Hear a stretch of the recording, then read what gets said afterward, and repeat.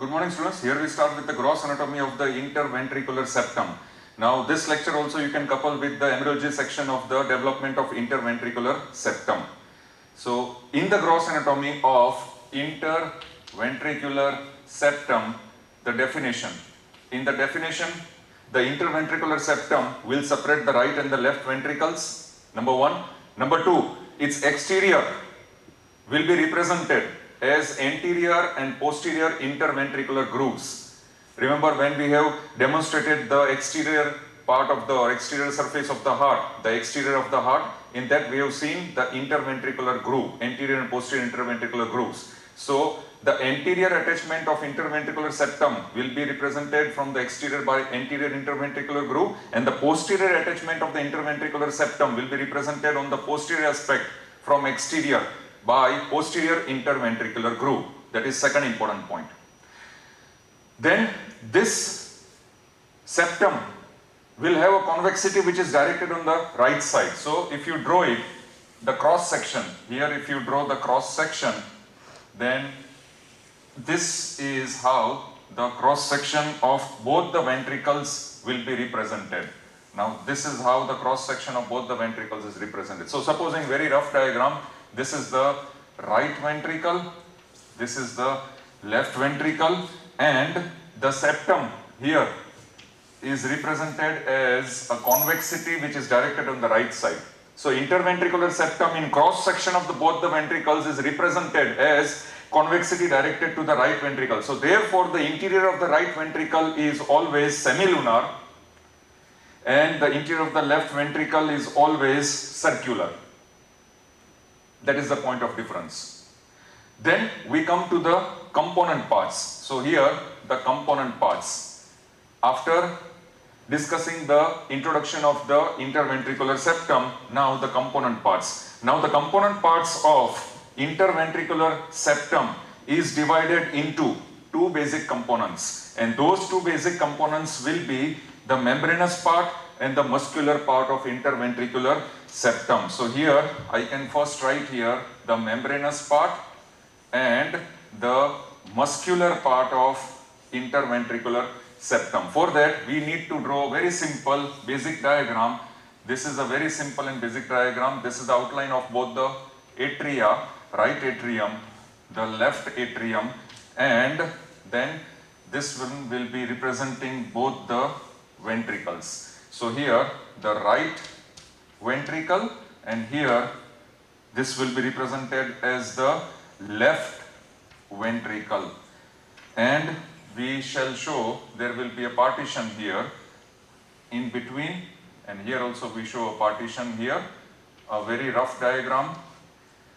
Now here interatrial groove. Interatrial groove, first we show the septum primum and septum secundum. So here we show the structure here constituting the interatrial septum. So therefore septum primum, the septum secundum, and together these two will form the interatrial septum. Then we are showing the interventricular septum. Now here we have to show two component parts, interventricular septum, the membranous and muscular. Now remember the membranous portion and the muscular portion will be represented in such a way that the lower part, antero-inferior component of interventricular septum, antero-inferior component is represented by muscular portion. So here if I show this is the muscular portion, this septum will represent the muscular component of the interventricular septum. Lower antero-inferior component of interventricular septum is known as the muscular component. So here this is the muscular component of interventricular septum. Upper portion, the upper, posterior superiorly, the upper portion of the interventricular septum will be represented as membranous portion. So this much portion will be represented as membranous, which I will show with violet color. This structure will be the membranous portion of the interventricular septum. So therefore here we will mark this as the membranous portion of interventricular septum. It is present in the upper part, very small segment. These are the two component parts. Now, another important point which we need to understand about these component parts, which is asked in MCQs or one mark question answer, will be, if you try and look at the gross anatomical diagram, very simple. This is the coronal section. In the coronal section, we can see that the muscular segment here is separating the right and the left ventricle. So the interventricular part of the interventricular septum is represented as the muscular septum, or rather the muscular part of the interventricular septum is called interventricular part, because it is separating, as you can visualize, as you can see, right and the left ventricles. Whereas the membranous portion here, where my finger is there, it will separate right atrium from the left ventricle. And this membranous portion is the part which is separating the right atrium from left ventricle. So therefore it is called atrioventricular septum, or atrioventricular part of interventricular septum. And how does it separate? By attachment of septal cusp. At this level, there is attachment of the septal cusp of the tricuspid valve. So the septal cusp, now here if I show the attachment of the septal cusp of tricuspid valve, it is attached in such a way that it is basically continuation of muscular part. From muscular part, the septal cusp, the base of the septal cusp will extend from the muscular part till the middle of membranous part. And from there, it will extend in this way, the free margin. So this is how the septal cusp is attached. And here if I show the anterior cusp, then this is how the anterior cusp is attached on this side. So remember, the septal cusp, the base of septal cusp will be attached in such a way that it is a continuation of muscular part upwards till the middle of membranous segment. Till the middle of membranous segment. That is where the base of septal cusp is attached. So therefore, since the base is attached like this, so the portion below the septal cusp, the portion in front and below the septal cusp is represented by muscular part of interventricular septum, and it will separate the right and left ventricular cavities. So this is interventricular portion. And the portion of this much portion, see where my fingers are there, this much portion which is just above the septal cusp, above the attachment of septal cusp, this much portion, and that is constituted by membranous portion of interventricular septum, which is above the septal cusp, base of septal cusp, will separate, what it is separating? Right atrium from left ventricle. So therefore this much portion will be known as the atrioventricular part of interventricular septum, atrioventricular part of interventricular septum, or atrioventricular septum. So if you are asked in one more question answer, what is atrioventricular septum or what is atrioventricular part of interventricular septum? Nothing. It is just the membranous portion of interventricular septum which is present above the level of attachment of septal cusp, as it is separating the cavity of right atrium from left ventricle. Very simple. So please note down these two component parts because of the attachment of septal cusp.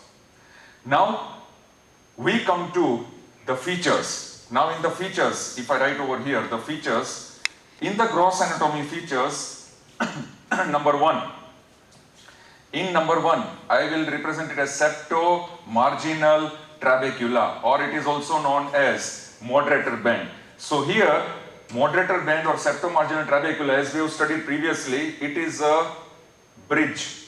Remember the bridges. So it is a bridge, interior of right ventricle, it is a bridge component part of the right ventricle which will connect right side of the interventricular septum with the base of anterior papillary muscle. So here, if I show the anterior papillary muscle, this is the anterior papillary muscle which is present in the right ventricle. Here I will write anterior papillary muscle.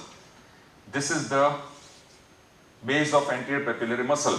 Then I can show that connecting the right side of interventricular septum with the base will be the septomarginal trabeculae. So it is a bridge like structure which will connect the right side of interventricular septum with the base of anterior papillary muscle, that is septomarginal trabeculae, or moderator bend.